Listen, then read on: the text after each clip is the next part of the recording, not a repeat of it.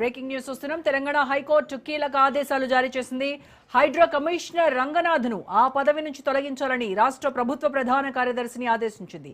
వరుస వివాదాలు, కోర్టు ధిక్కరణ కేసుల నేపథ్యంలో హైకోర్టు ఈ ఆదేశాలు ఇచ్చింది.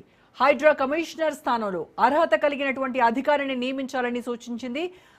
63 కోర్టు ధిక్కరణ కేసులపై విచారణ సందర్భంగా హైకోర్టు ఆగ్రహం వ్యక్తం చేసినట్టుగా తెలుస్తోంది.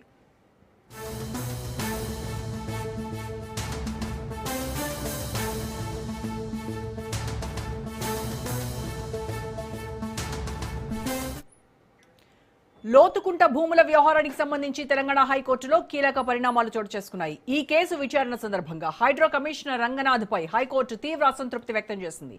లోతుకుంట భూముల వ్యవహారానికి సంబంధించి తెలంగాణ హైకోర్టులో కీలక పరిణామాలు చోటు చేసుకున్నాయి.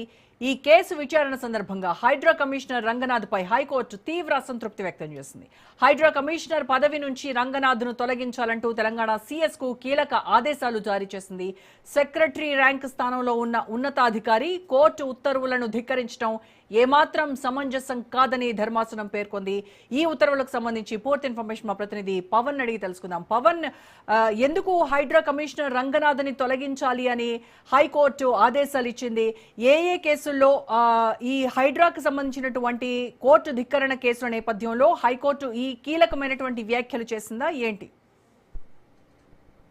హైడ్రా కమిషనర్ రంగనాథ్ పైన ఈరోజు తెలంగాణ హైకోర్టు పూర్తిగా అసహనం వ్యక్తం చేసింది. ఎందుకంటే కోర్టు ధిక్కరణ చేస్తూ పూర్తిగా కోర్టు ఆదేశాలను బేఖతారు చేస్తూ కూడా హైకోర్టు ముందుకు వెళ్ళడం పైన కూడా దీనికి సంబంధించి చాలా సీరియస్ అయింది. ఎందుకంటే దాదాపు 63 కేసులు అంటే కోర్టు డైరెక్షన్ ఇచ్చినా కానీ వాటన్నిటిని కూడా బేఖతారు చేస్తూ హైడ్రా పూర్తిగా దీనికి సంబంధించి ఆ కోర్టు ఆదేశాలు పట్టించుకోకపోవడంతో ఇన్ని యొక్క డిఫర్మేషన్ సంబంధించిన కేసులు కూడా రంగనాథ్ పైన కూడా నమోదయ్యాయి. అయితే మొత్తానికి చూస్తే హైడ్రా చెప్పినా కూడా దీనికి సంబంధించి అంటే కోర్టు సూచనలు జారీ చేసిన హైడ్రా ఎందుకు పట్టించుకోదు? అయితే ముఖ్యంగా లోతుకుంట భూములకు సంబంధించిన విషయంలో ఇటు సింగిల్ బెంచ్ కావచ్చు, డివిజన్ బెంచ్ కావచ్చు, ఈ యొక్క కోర్టు ఆదేశాలు ఇచ్చినా కూడా వాటిని ఎక్కడ కూడా హైడ్రా పట్టించుకోకుండా బేఖతారు చేస్తూ అక్కడ భూములకు వెళ్ళడము, అక్కడ ఉన్న టెంపరవరీ యొక్క స్ట్రక్చర్ని పూర్తిగా కూల్చివేయడము దీనిపైన కూడా చాలా సీరియస్ అయింది.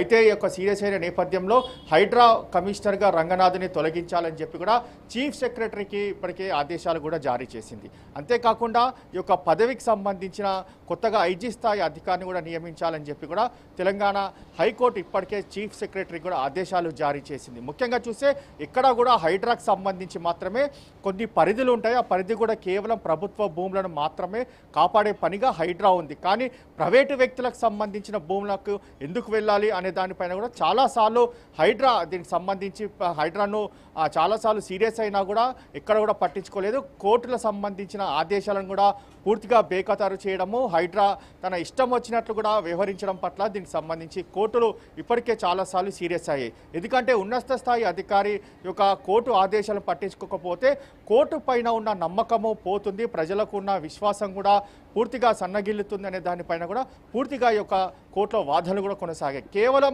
40 నిమిషాల పాటు ఈ యొక్క హైడ్రా కమిషనర్ రంగనాథ్ పైన ఈ యొక్క వాదనలు కూడా కొనసాగాయి. చివరికి రంగనాథ్ క్షమాపణ కోరుతూ ఒక అఫిడవిట్ కూడా దాఖలు చేశారు. అయితే ఈ యొక్క కోర్టు ధిక్కరణ చేసి చివరిగా అఫిడవిట్ దాఖలు చేయడము క్షమాపణ సంబంధించి తాము పరిగణలోకి తీసుకోము, ఎందుకంటే అన్నీ తెలిసిన స్థాయి అధికారే ఇలా కోర్టు ఆదేశాలను పట్టించుకోకపోవడం పట్ల కోర్టు మాత్రం చాలా సీరియస్ అయింది. ఆ క్షమాపణను మేము పట్టించుకోము, వెంటనే ఈ యొక్క కమిషనర్ పదవి నుంచి తొలగించాలని చెప్పి కూడా చీఫ్ సెక్రటరీకి ఇప్పటికే తెలంగాణ హైకోర్టు ఆదేశాలు జారీ చేసిన పరిస్థితి కూడా చూస్తున్నాం. మొత్తానికి దీనికి సంబంధించి మాత్రము ఈరోజు రంగనాథ్ పైన కూడా హైకోర్టులో వాడివేడిగా ఈ యొక్క వాదనలు కూడా కొనసాగాయి. పవన్, అయితే ఈ పరిణామంపై రాష్ట్ర ప్రభుత్వం ఏ రకంగా స్పందించనుందంటారు? అంటే హైకోర్టు ఆదేశాలను సవాల్ చేస్తూ ఏమైనా డివిజన్ బెంచ్కి వెళ్ళేటువంటి అవకాశాలు ఉన్నాయంటారా, లేదంటే తక్షణమే కొత్త చీఫ్ను నియమించేటువంటి అవకాశమే ఉందంటారు? అయితే ఇప్పటికే దీనికి సంబంధించి తెలంగాణ హైకోర్టులో ఇటు సింగిల్ బెంచ్ కావచ్చు, డివిజన్ బెంచ్ రెండుకు సంబంధించిన ఆదేశాలను పూర్తిగా హైడ్రా కమిషనరు వాటిని బేఖతారు చేయడం పట్లనే ఈరోజు తెలంగాణ హైకోర్టు డివిజన్ బెంచ్ చాలా సీరియస్ అయిన పరిస్థితి చూసినాము. చీఫ్ సెక్రటరీకి ఇప్పటికే దీనికి సంబంధించి కొన్ని ఆదేశాలు జారీ చేసిన నేపథ్యంలో కమిషనర్ పదవి నుంచి కూడా తొలగించాలని చెప్పి కూడా చాలా స్పష్టంగా తెలంగాణ హైకోర్టు కూడా దీనికి సంబంధించి చెప్పింది. అయితే వీటి ఆర్డర్స్ అన్నీ కూడా ప్రభుత్వంకి అందిన దాని తర్వాత ప్రభుత్వం ఎలాంటి నిర్ణయం తీసుకుంటుంది, మరోసారి దీనికి సంబంధించి లీగల్ ఒపీనియన్ తీసుకొని మళ్ళీ పైకోర్టుకు వెళ్తుందా లేకపోతే కమిషనర్ పదవిని తొలగిస్తుందా అనే దానిపైన కూడా కొంత క్లారిటీ రావాల్సి ఉంది. ఎందుకంటే ఇప్పటికే దీనికి సంబంధించి ఏ గ్రౌండ్ లెవెల్స్ తీసుకొని ఈ యొక్క కమిషనర్ పదవి నుంచి తొలగించాలని చెప్పి కూడా హైకోర్టు ఆదేశాలకు సంబంధించిన పత్రాలు తమకు అందితే దానిపైన పూర్తిగా సమాలోచనలు జరిపి